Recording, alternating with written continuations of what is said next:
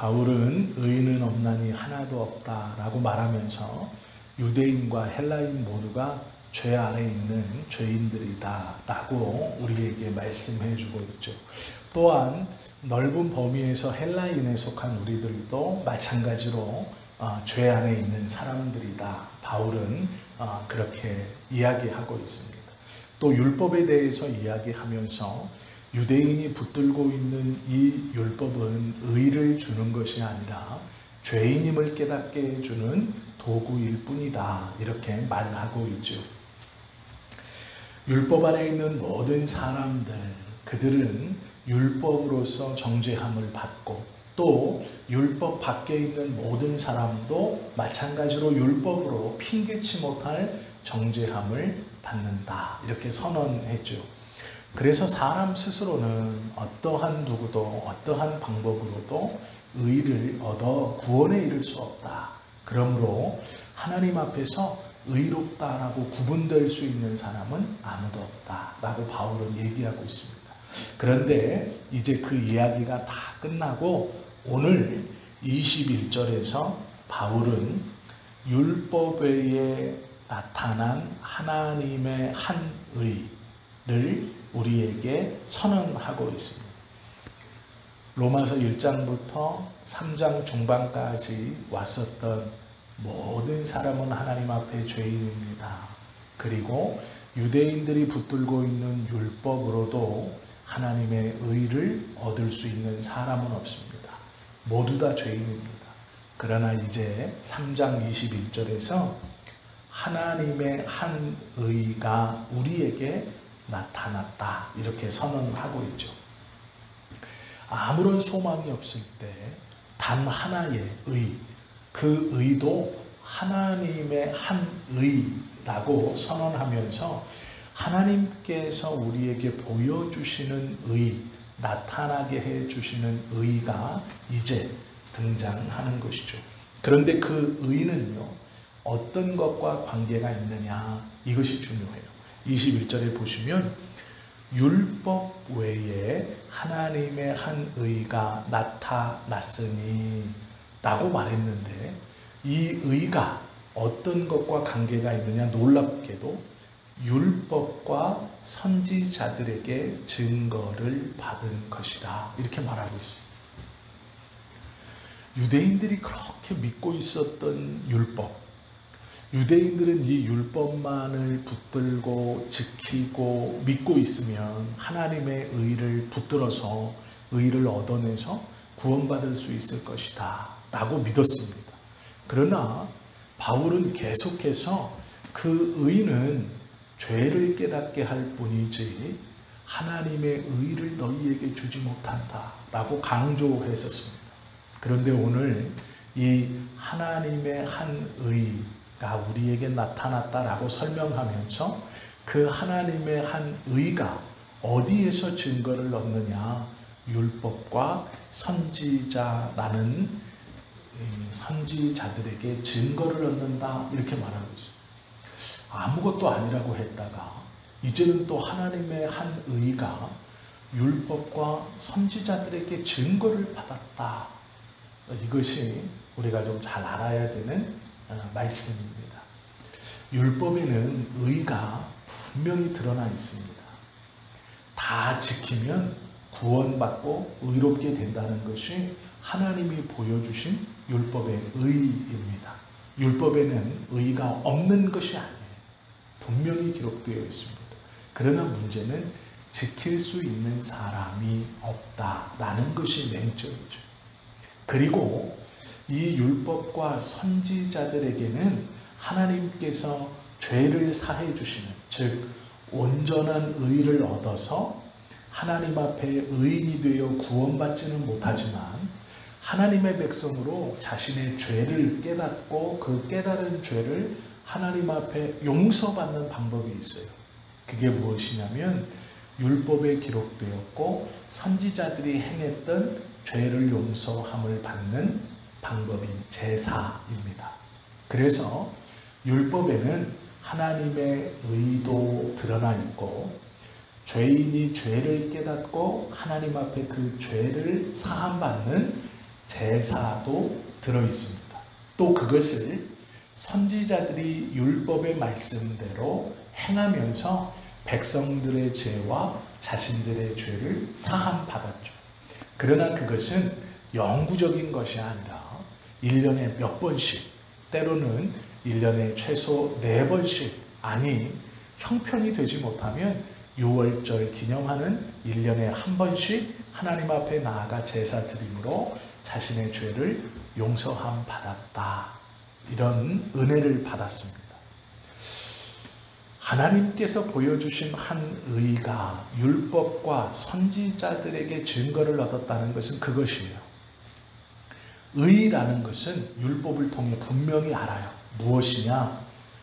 완전한 것, 죄가 하나도 없는 상태, 하나님께서 보시기에도 합당하고, 그 의는 하나님이 주시는 온전한 것, 즉 약속을 이루어 구원받을 수 있는 것이라는 것을 어떻게 깨달았느냐?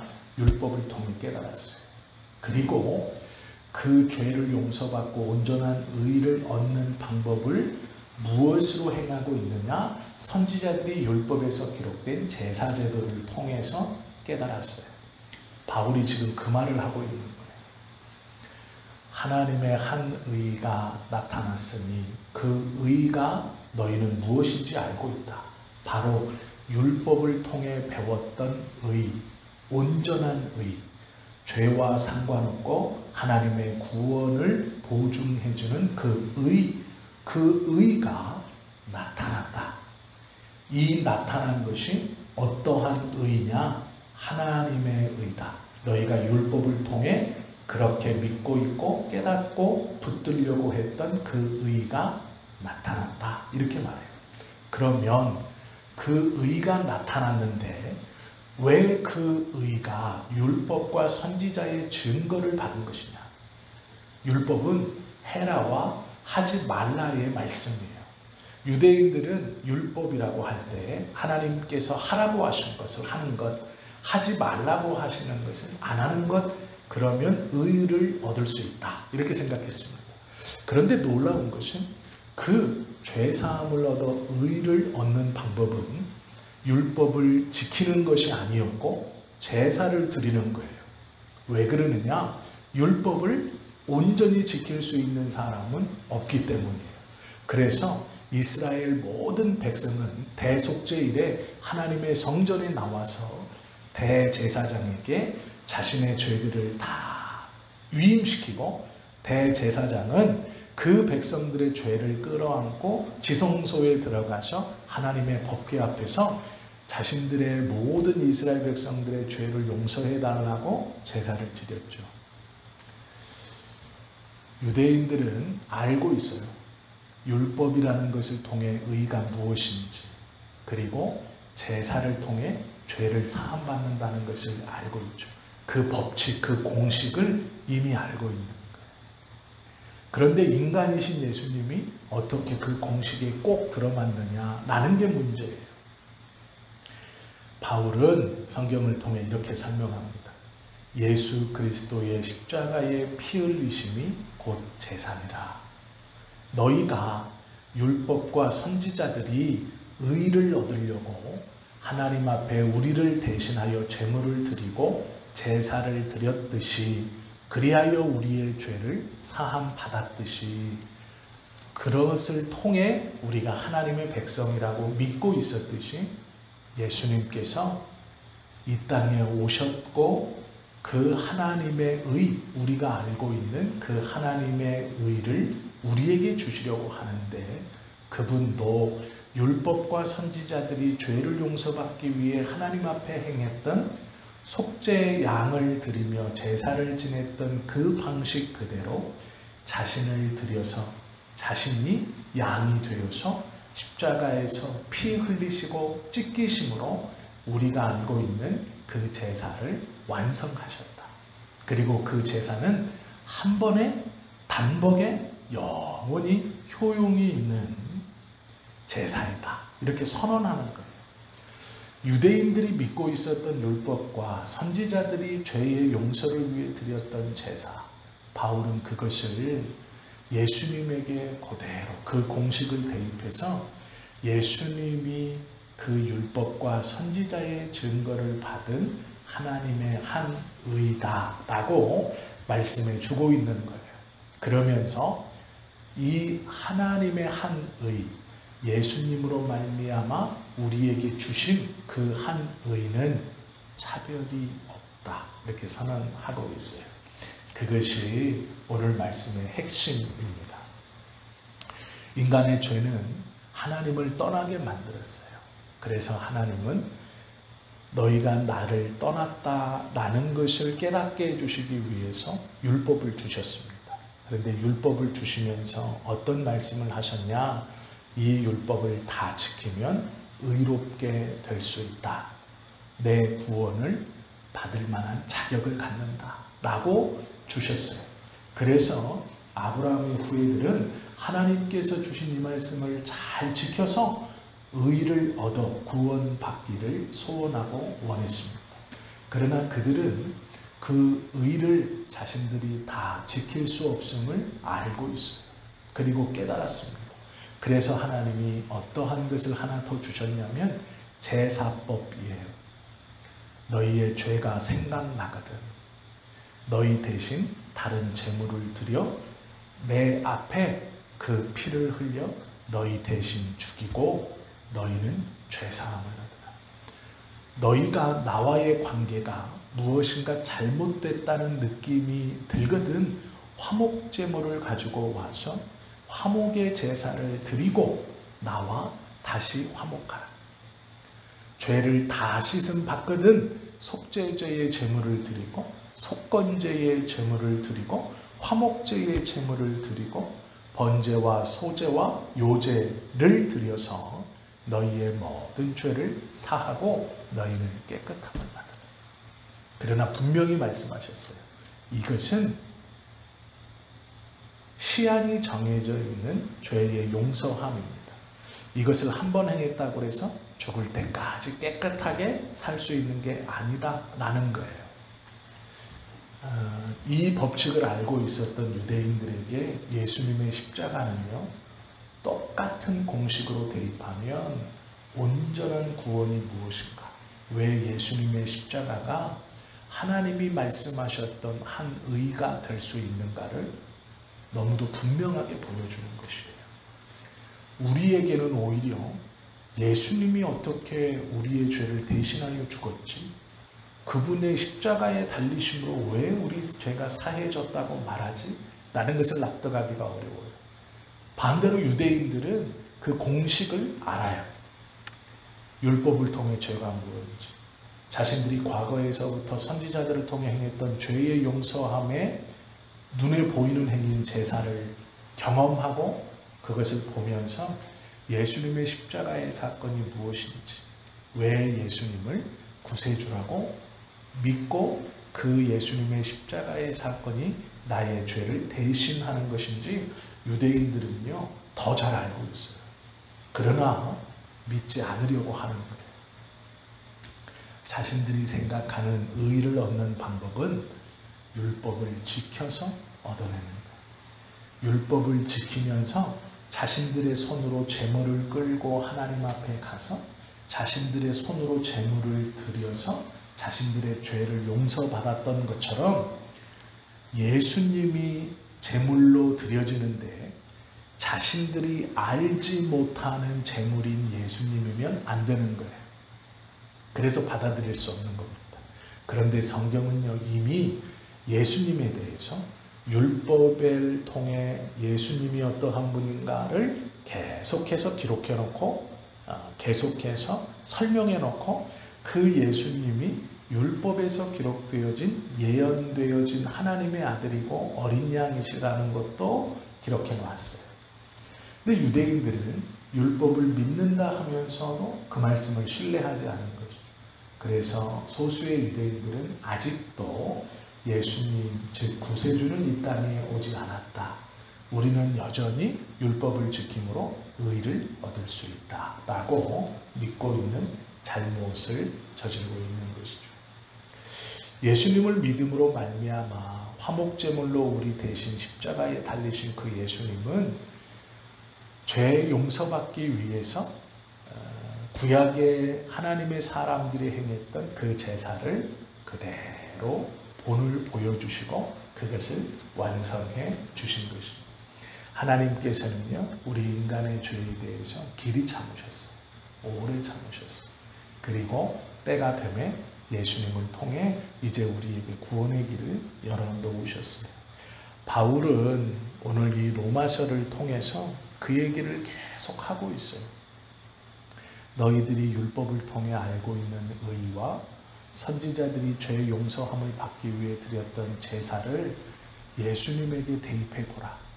너희들이 믿었던 그것이 예수님을 통해 이루어진 것이다. 그러나 왜 아직도 깨닫지 못하느냐, 이런 안타까움으로 그들에게 권면하고 있죠. 25절에 보면 이 예수를 하나님이 그의 피로써 믿음으로 말미암는 화목제물로 세우셨으니 이는 하나님께서 길이 참으시는 중에 전에 지은 죄를 간과하심으로 자기의 의로우심을 나타내려 하심이다 라고 말해요. 즉 예수님의 십자가의 사건은 단순한 것이 아니에요. 우리를 구원해 주시는 우리의 입장에서 참으로 놀라운 것이지만 성경은 뭐라고 말하냐면요, 예수님의 십자가의 사건은 그 사건을 통해 하나님이 하나님의 의롭다, 내가 의롭다라는 것을 드러낸 사건이에요. 즉 우리를 구원해 주시는 사건일 뿐만 아니라 우리의 입장에서는 하나님 편에서도 하나님의 의로우심을 십자가의 사건을 통해 드러내신 거예요. 그래서 중요합니다. 그리고 그 십자가의 사건을 통해서 두 가지를 하셨어요. 하나는 우리가 의롭다라는 것도 드러내 주셨고 하나님이 의롭다라는 것도 드러내 주신 거예요. 즉 이 십자가의 사건은요, 하나님의 의로움을 드러내는 굉장히 중요한 사건이고 우리의 죄를 대속하고 우리의 의를 드러내는 놀라운 사건이에요. 26절 보시면 곧 이때에 자기의 의로우심을 나타내사 자기도 의로우시며 또한 예수 믿는 자를 의롭다 하려 하심이라 라고 말씀합니다. 십자가의 사건은 우리에게 그런 것이에요. 이 십자가의 사건이 얼마나 소중하고 귀한 것이냐, 우리의 죄를 사해 주시고 우리의 의를 의롭다 부르시는 사건이기도 하지만 한편으로는 하나님의 의를 세상 가운데 드러내신 사건이 십자가의 사건이에요. 그러므로 십자가의 사건을 폄하할 수 없고 십자가의 사건을 간과할 수 없는 거예요. 하나님의 의를 드러난 사건이 십자가이고 우리를 의롭다 불러주시는 사건이 십자가이기 때문이죠. 이 십자가에서 드러난 하나님의 한 의, 이것은 예수 그리스도를 통해서만 드러날 수 있는 것이죠. 그래서 세상의 어떠한 사람이나 어떠한 것도 이 예수님의 십자가의 사건을 대신할 수 없어요. 우리를 구원해서 우리의 죄를 사해서 우리를 의롭다 할 수 없을 뿐 아니라 하나님의 의를 드러낼 수 없기 때문이죠. 그것은 하나님의 아들인 예수님만이 가능하신 일이에요. 그래서 세상의 어떤 누구도 십자가의 사건을 폄훼하거나 무효라고 하거나 실패했다고 하거나 자신이 그 십자가의 사건을 대신할 수 있다라고 말하는 건 두 가지 면에서 거짓말이에요. 하나는 하나님의 의를 드러내지 못함으로 거짓말이고 그 자격이 되지 않는 것이죠. 또 하나는 우리를 의롭다 부르시게 하지 못함으로 거짓말이에요. 그래서 예수님의 십자가를 대신할 수 있는 구원의 길은 아무것도 없는 것이죠. 바울은 유대인들에게 율법이 아니다, 할례가 아니다, 우리가 붙들고 있었던 그 선민의식이 아니다, 오로지 예수 그리스도만으로 구원을 이루어지고 의를 얻을 수 있다. 그 십자가는 하나님의 의를 드러낸 놀라운 사건이고 우리를 의롭게 여기시는 놀라운 사건이다. 그러므로 그 십자가의 사건과 다른 것을 비교할 수 없다 선언하고 있는 것이죠. 우리의 죄를 심판치 아니하시고 길이 참으시는 하나님이 우리에게 이 복음을 알게 하셨어요. 이 복음은 알면 알수록 놀라운 것이고 알면 알수록 하나님께서 이 십자가의 사건을 얼마만큼 귀하게 여기시는가, 어떠한 의미를 부여하시는가를 우리가 알게 된다면 우리가 그 십자가의 사건을 믿는다라는 것이 어떠한 은혜요 복인지를 깨닫게 되는 것이죠. 이 십자가의 놀라운 비밀, 하나님의 의가 드러나는 사건, 또 죄인을 의롭다 불러주시는 이 사건의 비밀을 성경을 통해 우리에게 가감없이 보여주시고 깨닫게 해주셨죠. 이 하나님이 우리에게 어떠한 것을 아끼겠어요? 어떠한 것을 감추시겠습니까? 모든 것들이 하나님의 은혜 아래 우리가 민감하게 반응하지 못해서 그렇지, 하나님의 말씀을 주목하고 그 말씀을 집중하면 하나님의 뜻을 다 깨달을 수 있다라는 것이죠. 하나님께서 우리에게 무엇을 아끼시겠어요? 그 모든 것들을 부어주시는 것이죠. 이 놀라운 비밀을 알게 하셨고 이 비밀의 은혜 속에 우리를 살아가게 하신다라는 것이죠. 오늘 하루도 이 은혜와 복음의 비밀을 품은 자로 하나님 앞에 또 주님의 교회 앞에 부끄럽지 않은 삶을 살게 되시는 우리 모두가 되시기를 예수님의 이름으로 축원합니다. 기도하겠습니다.